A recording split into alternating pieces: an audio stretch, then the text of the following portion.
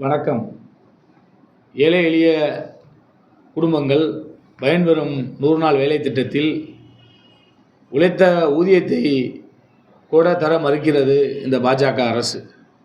நாம் செய்த வேலைக்கான நிதியை கேட்டு வாங்குவதற்கு கூட நாம் போராட வேண்டிய சூழ்நிலை வந்துவிட்டது.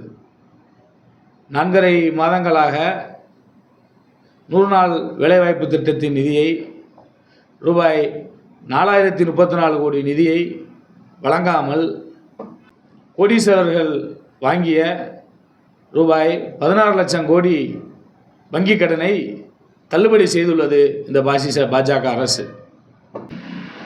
100 நாள் வேலை திட்டத்தை மெல்ல மெல்ல ஒடுக்க நினைத்துள்ள பாஜக அரசு நிதிநிலை அறிக்கையில் தமிழ்நாட்டின் பெயரையோ தமிழ்நாட்டிற்கான திட்டங்களையோ எதையும் அறிவிக்கவில்லை. தமிழ்நாடு அரசு ஒவ்வொரு துறையிலும் வஞ்சிக்கப்படுகிறது.